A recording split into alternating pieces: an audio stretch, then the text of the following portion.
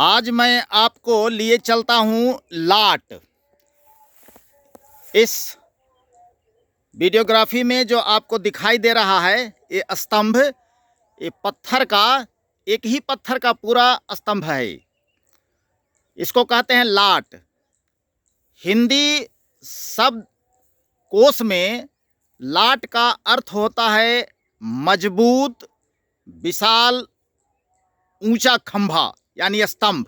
जैसे अशोक का लाट यानी अशोक स्तंभ। तो यह जो लाट है पत्थर का एक बहुत बड़ा स्तंभ है। इसी लाट के नाम पर इस गांव का नाम लाट रखा गया है। यह लाट गया इस्लामपुर मार्ग पर स्थित है। देखिए चारों ओर फसल है और ये गांव है लाट, गया इस्लामपुर मार्ग पर। लाट के गांव के पूर्वी हिस्से में यह लाट यानी इतना बड़ा पत्थर का स्तंभ, मजबूत, एक ही पत्थर का इतना बड़ा स्तंभ है। इस जगह आसपास में ना कोई पहाड़ है, ना कोई पत्थर का कोई कहीं निशान है, लेकिन एकमात्र यह स्तंभ युगों युगों से पड़ा हुआ है। इसके बारे में कहा जाता है कि देवगण कहीं से इस पत्थर को लेकर के जा रहे थे और ऐसी कथा आती है कि इस पत्थर को जहाँ उचित स्थान था, जहाँ पर गंतव्य था, वहाँ पर पहुँचना था। शर्त यह थी कि भोर होते होते इस स्तंभ को वहाँ पर गाड़ देना था जहाँ पर इसका गंतव्य स्थान था। लेकिन रास्ते में ही भोर हो गई। असलियत यह थी कि भोर का समय अभी हुआ नहीं था, आधी रात ही थी, लेकिन गांव के लोग कुछ इस तरह जग गए कि उनको देवों को आभास हुआ कि अब भोर हो गया है। और ठीक उसी समय इस स्तंभ को वहीं पर छोड़ करके वो लोग चले गए। तो इसकी कथा तो हम यहाँ के गांव के निवासियों से सुनेंगे। पहले इस स्तंभ को आप देखिए, इतना लंबा।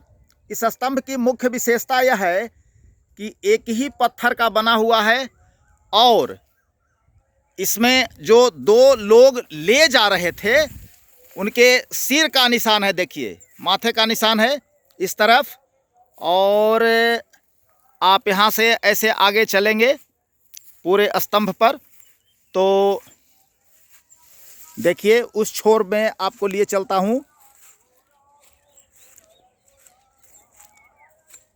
यहाँ भी सिर का निशान है जिस माथे पर लोग उठा करके ले जा रहे थे। तो एक व्यक्ति उधर और एक व्यक्ति इधर। देखिए यहाँ पर भी गड्ढा है ना, गड्ढा।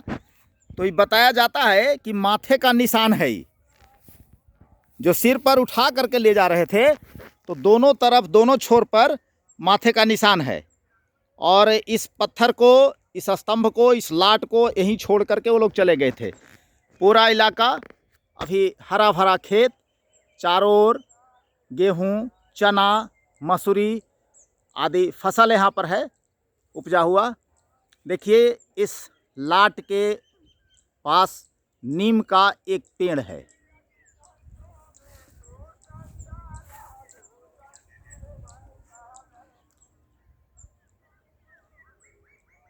इस पत्थर को हम नापने की कोशिश किए हैं। इस पत्थर के बारे में यह किंवदंती आज तक सुना करता था मैं कि एक तरफ से पत्थर को नापने पर जितनी इसकी लंबाई होती है, यदि दूसरे छोर से नापा जाए तो उसकी लंबाई थोड़ी कम या ज़्यादा होती है। इसकी सत्यता की मैंने जांच की। देखिए यहाँ पर फीता लगा हुआ है और दोनों तरफ से नापने की हमने कोशिश की तो एक तरफ से 53 फीट लंबाई इसकी आई और दूसरे तरफ से वही फीता जब मैं लगाया तो 53 फीट 3 इंची की लंबाई हुई। और इस लंबाई को मैं कई बार देखा तो एक तरफ से नापने पर 53 फीट और दूसरे तरफ से 53 फीट 3 इंच। पहले लोग हाथ से या लकड़ी से नापा करते थे, तो उसमें होता था कि हो सकता है नापने में कहीं आगे पीछे रख दें तो लंबाई घट बढ़ सकती है। लेकिन आज मैंने फीता लेकर के इसको नापने की कोशिश की तो इस बात को मैंने सत्य पाया। तो आइए हम यहाँ से अभी बात करते हैं। यहाँ के स्थानीय निवासी हैं श्री पराशर पांडे जी। तो हम लोग बचपन में सुना करते थे पांडे जी कि लाट में एक बहुत बड़ा विशाल पत्थर है और उसकी यह विशेषता है कि पौराणिक काल से आ रहा है। यह स्तंभ कहाँ ले जा रहे थे लोग, कौन ले जा रहे थे, कैसे यहाँ आया, ये आज तक के पता नहीं चल सका। तो इसके बारे में आप क्या बताना चाहेंगे? हम लोग तो यही नहीं सुनते थे सर कि देवता लोग ले जा रहे थे, यहाँ लोग पौनिया लोग रहते थे जैसे नाई कुम्हार, तो रात में जा रहे थे और वो लोग जैसे कि काम करने के लिए हाँ जाग गए। अच्छा। सुबह हुआ था नहीं और इसी बीच में इसको लोग रख दीजिए यहाँ पे। पहले वो जाग गए थे आधी रात में ही। हाँ और इनको लगा कि भोर हो गई है। भोर हो गया है। हाँ हाँ हाँ। पहले जैसे कि यहाँ के लोग जानते थे कि से इस गांव का नाम जगदीशपुर था। इस गांव का नाम पहले जगदीशपुर था। जगदीशपुर था। अच्छा। लेकिन जिस समय से ये गिरा हाँ इसी तरह से नाम इसका परिवर्तन हो गया, लाट के नाम पर। अच्छा अच्छा। विषाद अथी हो गया होगा सर। उस दिन से यहाँ वो लोग शराब दे दिए कि यहाँ कोई पवनिया नहीं रहेगा, एक भी जाति यहाँ नहीं रहता है, सिर्फ भूमिहार और ब्राह्मण छोड़कर। देखिए पराशर पांडे जी का कहना है कि पहले यहाँ पर पौनिया लोग रहते थे, यानी सभी वर्ग के लोग रहा करते थे। तो जब देवगण इस पत्थर को, इस स्तंभ को लिए जा रहे थे तो उनको था कि भोर तक के गंतव्य स्थान पर पहुंचा देना है। लेकिन इसी बीच में यहाँ के पौनिया लोग जग गए थे और पहले तो घड़ी होती नहीं थी, तो चांद या तारों की गति को देख करके लोग अनुमान लगाया करते थे कि अब सुबह हो गया, आधी रात है या रात्रि का कौन सा प्रहर बीत रहा है। तो इसी में यहाँ कुछ लोहार थे और कुछ कुम्हार थे, यानी लोहा का काम करने वाले को लोहार कहते हैं यानी लुहार, और जो मिट्टी का काम करते हैं, मिट्टी से घड़ा कुंभ बनाते हैं, उनको कुंभकार या कुम्हार कहते हैं। जैसे सोना से गहना बनाने वाले को स्वर्णकार या सोनार कहते हैं, उसी तरह से यहाँ लोहार और कुम्हार थे। तो रात्रि में ही उनको लगा कि अब भोर हो गई है और वो जग करके अपना काम करने लगे। तो जो घड़ा पीटने और लोहा पीटने की आवाज़ यहाँ पर आई तो देवगणों को लगा कि जो ले जा रहे थे इस लाट को, तो उन लोगों को लगा कि अब भोर हो गई है और उन्होंने इस पत्थर को यहीं छोड़ दिया। वस्तुतः बात यह थी कि उस समय आधी रात ही थी, लेकिन अब तो पत्थर रख चुके थे और यहाँ से फिर उठना मुश्किल था, तो उठा नहीं सकते थे। जहाँ पर रखा गया वहीं पर ही रह गया। लेकिन जब उनको पता लगा कि अभी आधी रात ही थी और गलतफहमी में रखा गया, तब उन्होंने श्राप दिया कि आज से इस गांव में कोई पौनिया नहीं रहेगा। तब से ही लोहार कुम्हार आदि कोई भी वर्ग के लोग यहाँ पर नहीं हैं। और यहाँ इस गांव में पराशर पांडे जी बता रहे हैं कि सिर्फ भूमिहार और ब्राह्मण दो ही वर्ग के लोग यहाँ पर रहते हैं। तो बचपन से मैं कहानी सुना करता था इस लाट के बारे में अपनी माँ से, पिताजी से, और बहुत दिनों से देखने की इच्छा थी, ख्वाहिश थी मेरी। तो आज यह मेरी इच्छा पूरी हुई है और आज मैं आप आकर के यहाँ लाट देख रहा हूँ और आपको भी दिखा रहा हूँ। इस पत्थर की जो गहराई है इसके बारे में देखिए, सरकार भी नहीं पता लगा सकता। सरकार भी पता नहीं, ब्रिटिश सरकार भी नहीं पता लगाई थी। देखिए ब्रिटिश सरकार का आगे देखिए पिलर गड़ा हुआ है, चारों कोना पर 4 पिलर गड़ा हुआ है प्लॉट पर। देखिए सामने एक पिलर दिखाई दे रहा है। अब इधर हम कैमरा घुमाते हैं इस लाट से, तो ये देखिए ये दक्षिण पश्चिम कोने का ये पिलर है और यहाँ से हम आपको दिखा रहे हैं। अब देखिए जो ये पिलर सामने दिखाई दे रहा है वहाँ गेहूं के खेत में, तो पूरब दक्षिण कोण पर यह पत्थर है और ये पिलर है। और यहाँ से ये पिलर आपको जो दिखा रहे हैं, ये उत्तर पूरब कोण पर यानी ईशान कोण पर है एक पिलर गड़ा हुआ। और यहाँ से आप चलेंगे तो ऐसे देखिए एक पिलर आपको आगे दिखाई दे रहा है, वह है पश्चिम उत्तर कोण पर यानी भंडार कोण जिसको कहते हैं। तो इसी चारों पिलर के बीच में यह प्लॉट है और इसी प्लॉट पर यह पत्थर है लाट। चूँकि पत्थर के बड़े मजबूत स्तंभ को लाट कहते हैं, इसीलिए इस गांव का भी नाम लाट पड़ गया है। और इसमें देखिए कई पहल का ही पत्थर है, कोई 8 पहल कोई 10 पहल होता है ना, लेकिन इसमें गिनाता ही नहीं है। जैसे ऊपर से आप देखेंगे तो देखिए 8 पहल तो ऊपर ही से है। 1 पहल 2 पहल 3 2 3 4 4 5 6 7 5 6 7 8 पहल तो एक ही तरफ हो गया। फिर से देखिए ये तो दिखाई दे रहा है इतना, 1 2 3 4 5 6 7 और 8 पहल तो यहीं तक के हो गया। और इसकी गहराई का पता नहीं लगाया है जा सका है, यहाँ अंदर ही कितना दूर तक है ये नहीं पता लग सका। वृद्ध लोग भी आज तक ये नहीं बताए कि कितनी गहराई है इसकी। और आधुनिक युग में लोग जेसीबी मशीन ला करके इसको कबाड़ने की कोशिश किए थे, उखाड़ने की कोशिश किए थे, लेकिन यह पत्थर नहीं उखड़ सका और इसकी गहराई का पता लोग नहीं लगा सके। तो देखिए एक बार फिर से यहाँ देखिए सिर का निशान है, इधर से ले जा रहे थे 2 व्यक्ति, तो एक के सिर का निशान यहाँ पर है और दूसरे के सिर का निशान उस छोर पर है। और जैसा कि लोग अनुमान लगाते हैं कि यह हिस्सा ऊपर रहने वाला था, इस हिस्से को ऊपर रखना था, जहाँ कहीं भी यह स्तंभ गाड़ा जाता वो ऊपर रहता, क्योंकि इस तरह की बनावट यहाँ है कि ऊपरी भाग जैसा ये दिखाई देता है।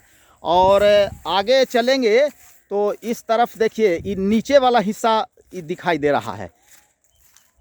ऐसे तो अनुमान ही लगाया जा सकता है, क्योंकि देखिए यहाँ से यहाँ देखिए किनारा है, ये किनारा, तो ये लगता है कि नीचे का भाग है, क्योंकि यहाँ से नीचे जाइएगा तो देखिए वहाँ से फिर और चौड़ा भाग है और इसको संभवतः ज़मीन में गाड़ा जाता।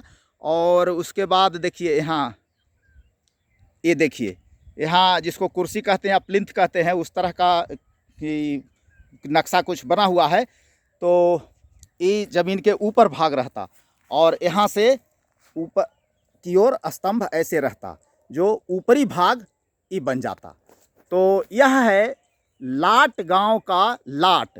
लाट यानी पत्थर का मजबूत ऊंचा बड़ा खंभा या स्तंभ, इसी को कहते हैं लाट। और इसी लाट के नाम पर इस गांव का नाम उस दिनों से लाट पड़ गया है। तो ये जुगों जुगों की कहानी है,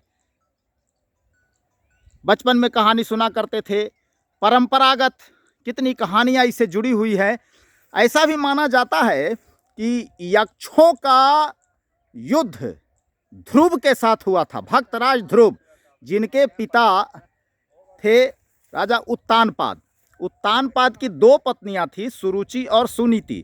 तो सुनीति से ध्रुव हुए थे और सुरुचि से उत्तम। उत्तम को यक्षों ने मार डाला था। यक्षों की लड़ाई में उत्तम का देहांत हो गया था, उनका वध किया गया था। तो उसी का बदला लेने के लिए जब ध्रुव राजा बने तो यक्षों से लड़ाई की थी।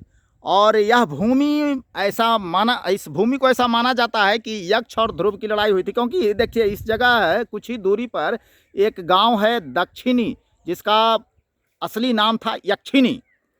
यक्षिणी के नाम पर आज अपभ्रंश में लोग दक्षिणी कहते हैं। दक्षिणी से यानी यक्षिणी से 7 फुट ऊंची यक्षिणी की एक मूर्ति मिली थी, जो गया संग्रहालय में आज भी अवस्थित है। तो यक्षिणी यक्षों का प्रदेश था, जहां ध्रुव की लड़ाई हुई थी यक्षों से।